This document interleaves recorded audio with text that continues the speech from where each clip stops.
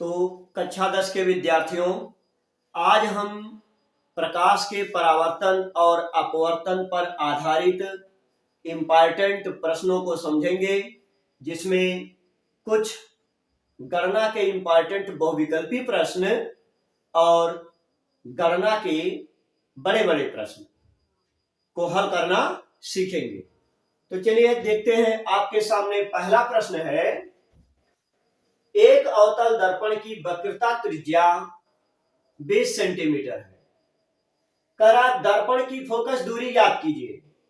ध्यान कीजिए, फोकस दूरी बराबर वक्रता त्रिज्या बटे 2 होता है।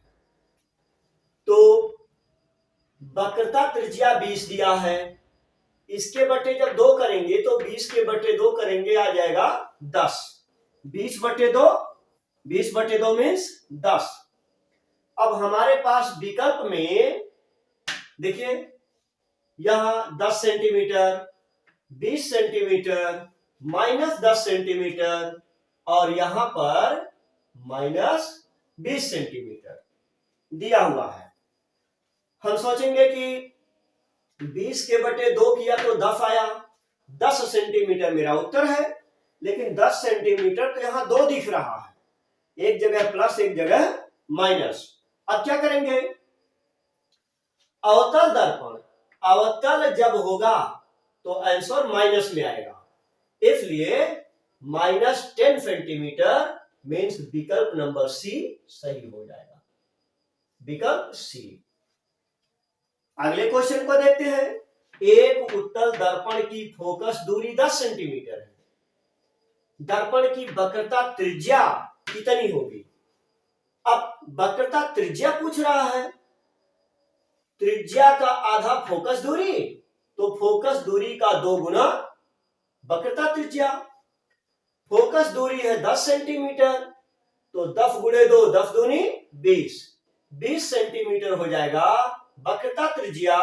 अब फिर यहां प्लस माइनस देखना है।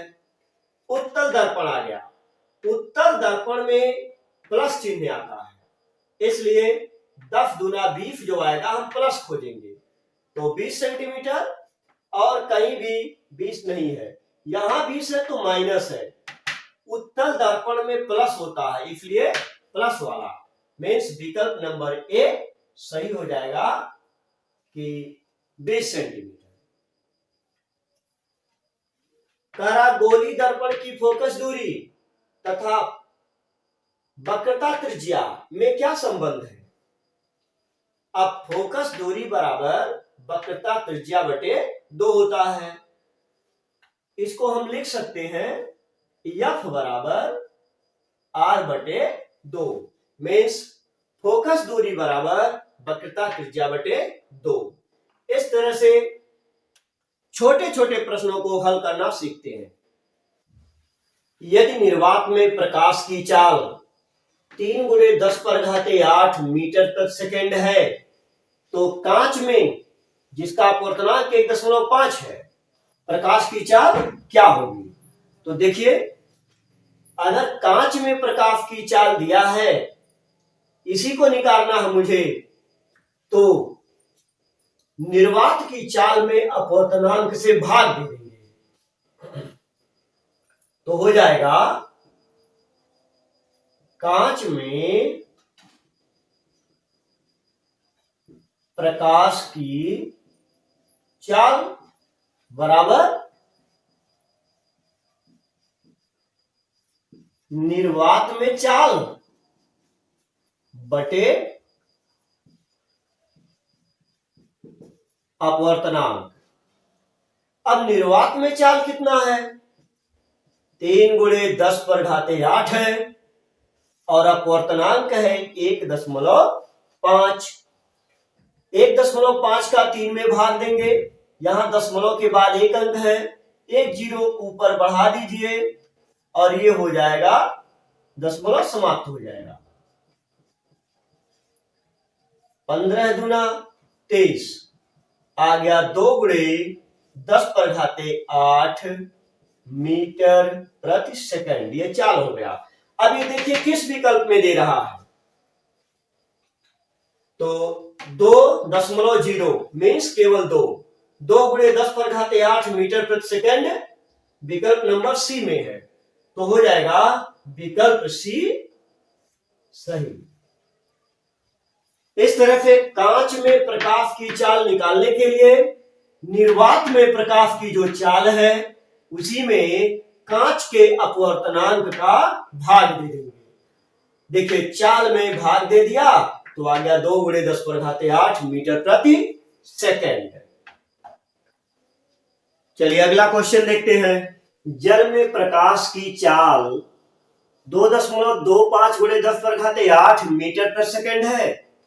यदि जल का अपवर्तनांक 4/3 है तो निर्वात में प्रकाश की चाल क्या होगी? देखिए निर्वात में प्रकाश की चाल बराबर जल में प्रकाश की चाल गुणे जल का अपवर्तनांक, ये फार्मूला है। तो जल में प्रकाश की चाल आपके सामने दिया है 2.25 गुणे 10⁸ मीटर प्रति सेकेंड, और जल का अपवर्तनांक दिया है 4/3। बस गुणा करा डालिए, 4 का गुणा 4 5 20, 2 कैरी, 4 दूना 8, 2 10, 1 कैरी और 4 दूना 8 9। 2 अंक पे पॉइंट लगा दीजिए, बटे 3 कर दिया जाए, गुणे 10⁸ 8 आ गया मीटर प्रति सेकेंड। ध्यान दीजिए 3 की भाग जब 9 में देंगे तो 3 त्रिका 9 हो गया 3 गुणे 10⁸ मीटर प्रति सेकेंड, मीटर प्रति सेकेंड। ये हो गया निर्वात में प्रकाश की चाल। निर्वात में प्रकाश की चाल निकालने के लिए जल में प्रकाश की चाल में जल के अपवर्तनांक का गुणा कर देंगे, निर्वात में प्रकाश की चाल निकल जाएगी। इस तरह से हम लोग अपवर्तनांक के प्रश्न को लगाते हैं। आइए समझते हैं मोस्ट इंपॉर्टेंट क्वेश्चन जो प्रायः बोर्ड में पूछा जाता है। लिखा है वायु के सापेक्ष जल तथा कांच के अपवर्तनांक। तो वायु के सापेक्ष जल का अपवर्तनांक 4/3 और वायु के सापेक्ष कांच का अपवर्तनांक 3/2 ये दिया है। कह रहा जल का कांच के सापेक्ष अपवर्तनांक क्या होगा? कह रहा है जल का कांच के सापेक्ष। अब वायु शब्द गायब हो गया, जल का कांच के सापेक्ष मीन्स GnW, जल का कांच के सापेक्ष अपवर्तनांक क्या होगा? तो देखिए सबसे पहले तो हम लिखेंगे वायु के सापेक्ष जल का अपवर्तनांक। वायु के सापेक्ष जल का अपवर्तनांक तो AnW मीन्स जल का वायु के सापेक्ष एयर के सापेक्ष अपवर्तनांक 4/3 और इसी वायु के सापेक्ष कांच का अपवर्तनांक 3/2 है। एक बार जल का अपवर्तनांक, एक बार कांच का अपवर्तनांक, दोनों का दे दिया। अब कह रहा है कि जल का कांच के सापेक्ष अपवर्तनांक क्या होगा? मीन्स वायु को हटा दो, जल का अपवर्तनांक कांच के सापेक्ष पूछ रहा है। इसका मतलब जल के अपवर्तनांक को मुझे ऊपर लिखना पड़ेगा। तो जल का कांच के सापेक्ष अपवर्तनांक मीन्स देखो जल का अपवर्तनांक कांच के सापेक्ष तो GnW। अब देखिए मुझे जल का अपवर्तनांक निकालना है, लिखा है जल का अपवर्तनांक, तो जल वाले को अंश में लिख दो। जल वाला था 4/3 तो AnW मतलब एयर के सापेक्ष वाटर का अपवर्तनांक, इसको लिख दिया। और फिर एयर के सापेक्ष ग्लास का कांच का अपवर्तनांक, यहां कहा है कांच के सापेक्ष, जिसके सापेक्ष कहेगा उसको नीचे लिख देना है। और जल का, तो जब जल का निकालना है तो जल वाले को ऊपर कर दो, तो AnW बटे Ang। अब लगा लेते हैं AnW का मान कितना है, एयर के सापेक्ष वाटर का अपवर्तनांक है 4/3 और बटे Ang एयर के सापेक्ष ग्लास का अपवर्तनांक, और ग्लास का अपवर्तनांक देखिए दिया है 3/2, 3/2 कर देंगे।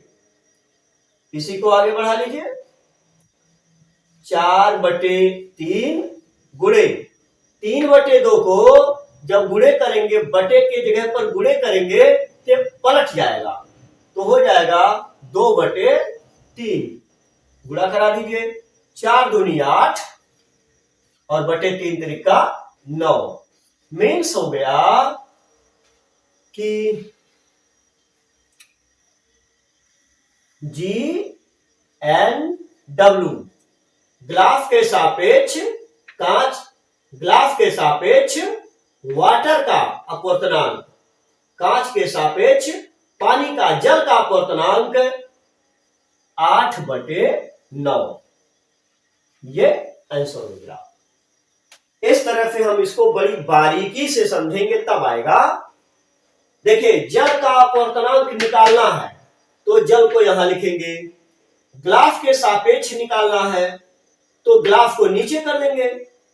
देखिए GnW, W को ऊपर करेंगे, G को नीचे, यहां W को ऊपर किए हैं, G को नीचे। W वाला देखिएगा 4/3 है तो 4/3 और बटे ग्लास, ग्लास वाला 3/2 है तो 3/2। अब इस बटे वाली लाइन को गुणे में कर दिया, 4/3 को लिख लिया, बटे को गुणे कर दिया तो 3/2 जो था वह 2/3 हो गया। 4 दूनी 8, 3 त्रिका 9, 8/9। मीन्स जल का कांच के सापेक्ष अपवर्तनांक GnW बराबर 8/9 है। 50 सेमी फोकस दूरी वाले उत्तल लेंस की क्षमता क्या होगी? पहले जानिएगा उत्तल लेंस है, मीन्स आंसर प्लस में आएगा। अब प्लस में 2 विकल्प है, बी और सी, इसी में कंफर्म करना है कि आएगा क्या। लेंस की क्षमता बराबर 1 बटे फोकस दूरी। अब ध्यान करिए, फोकस दूरी मीटर में चाहिए, दिया है 1 बटे फोकस दूरी, और फोकस दूरी बता दिया है 50 सेंटीमीटर। क्या दे दिया है? 50 सेंटीमीटर।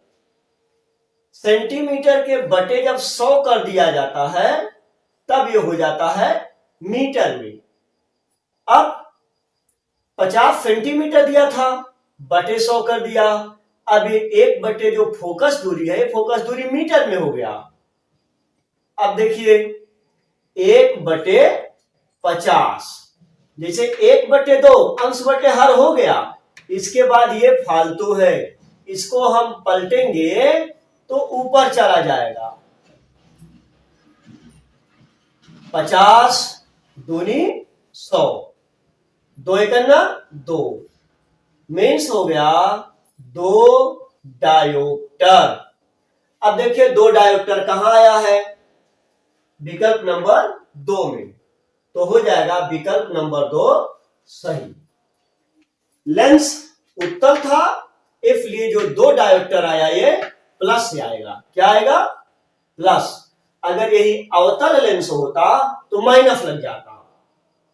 यहां लिख देंगे उत्तल लेंस की क्षमता बराबर 1 बटे फोकस दूरी मीटर में। लेंस उत्तल है इसलिए यहां पर प्लस लग गया। लिखा है एक उत्तल लेंस की क्षमता 5D है, तो लेंस की फोकस दूरी क्या होगी? अब की बार हमको निकालना है लेंस की फोकस दूरी। तो देखिए सूत्र होता है लेंस की क्षमता बराबर 1 बटे फोकस दूरी, ये तो फार्मूला होता है। क्षमता दे दिया 5d, क्षमता को 5 लिख दो और 1/, फोकस दूरी को f लिख दीजिए। f का गुणा 5 में होगा, तिरछा गुणा करेंगे तो हो जाएगा f गुणे 5 बराबर 1। तो f बराबर 1/5, ये हो गया मीटर, क्योंकि फोकस दूरी मीटर में होती है जब हम क्षमता निकालते हैं।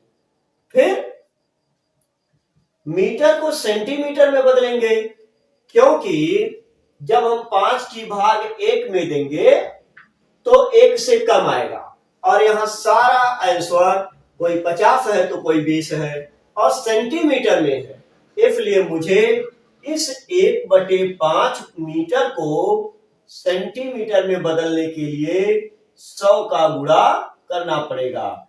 1 मीटर में 100 सेंटीमीटर होते हैं, तो 1/5 मीटर में 1/5 गुणे 100 कर देंगे। 5 दूनी 10, कट गया 1 0, 20, 20 का नाम 20। F बराबर 20 सेंटीमीटर, ये आंसर आ गया।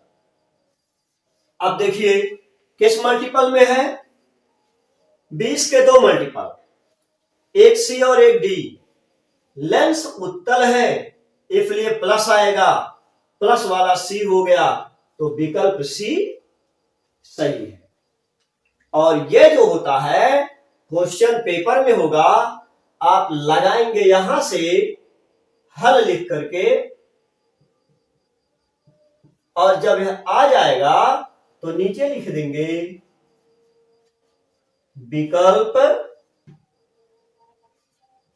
C +20 centimetre.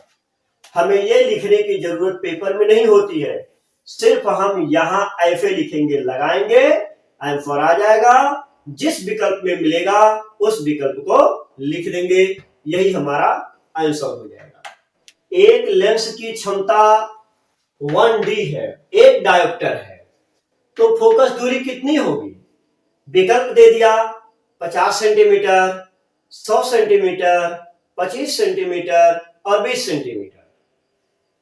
तो लेंस की क्षमता बराबर होता है 1/, फोकस दूरी, और ये फोकस दूरी जो होती है ये मीटर में होती है।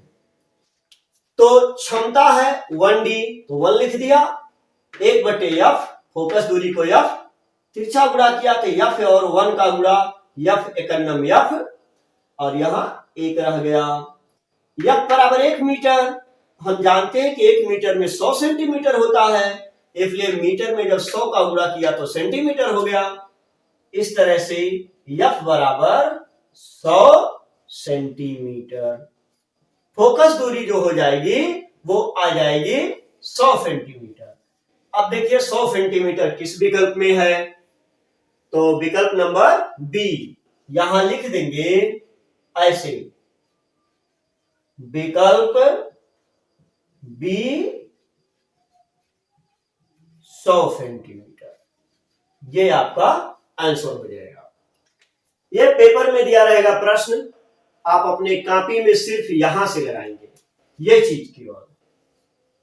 हमें ये नहीं कॉपी में लिखना है, कॉपी में सिर्फ इतना लिखना है, ऐसे लगा देना है और आंसर लाके डाल देना है। इस तरह से फोकस दूरी और क्षमता पर आधारित क्वेश्चन हम बड़ी आराम से, बड़ी ही आसानी से सॉल्व कर सकते हैं। देखिए एक बहुत ही जटिल क्वेश्चन आपके सामने है। एक प्रिज्म का कोण 60 अंश तथा अल्पतम विचलन 38 अंश। तो प्रिज्म के पदार्थ का, अर्थात प्रिज्म जिस पदार्थ का बना है उस पदार्थ का अपवर्तनांक ज्ञात कीजिए। सहयोग के लिए दिया है हिंट, sin 49 डिग्री का वैल्यू 0.75 आपको भरना है। तो जो दिया है प्रिज्म का कोण, तो कोण A बराबर 60 डिग्री, और विचलन delta m equal to 38 degree. अब पदार्थ का अपवर्तनांक निकालना है कि किस पदार्थ का ये प्रिज्म बना है। जिस पदार्थ का प्रिज्म बना है उस पदार्थ का अपवर्तनांक निकालने के लिए साइन ए प्लस डेल्टा एम बटे 2 मतलब प्रिज्म का कोण और विचलन कोण जोड़ करके हाफ कर दीजिए बटे प्रिज्म के कोण का हाफ साइन ए बाई 2। अब इसको भर डालिए, हो जाएगा साइन ए का वैल्यू है 60 अंश, 60 अंश और विचलन कोण है 38, तो 38 डिग्री बटे 2 और पूरे के बटे साइन ए बाई 2, यहां हो जाएगा साइन 60 अंश बटे 2। अब 60 30 90 8 98, 98 बटे 2, 98 बटे 2 का मीन्स हो जाएगा 49। 98 का आधा ऐसे लिखा जाए साइन 98 डिग्री बटे 2 बटे साइन 60 का आधा 30, यहां हो जाएगा फाइन 30 डिग्री। अब देखिए 98 का आधा 49 साइन 49 डिग्री बटे फाइन 30 डिग्री। अब आइए साइन 49 अंश का वैल्यू दिया है 0.75, तो 0.75 बटे साइन 30 का मान होता है 1 बटे 2। अब 0.75 बटे 1 और इसके बटे जो 2 है ऊपर गुणा हो जाएगा। सोचिए 1 का भाग देने से तो कोई अंतर होगा नहीं, 2 का गुणा करते 2 5 10 के 0 कैरी 1, 2 5 14 1 15 और 2 अंक पे पॉइंट लगा दो तो आ गया 1.5। मीन्स जिस पदार्थ का प्रिज्म बना है उस पदार्थ का अपवर्तनांक हो जाएगा 1.5। पदार्थ का अपवर्तनांक हो जाएगा 1.5।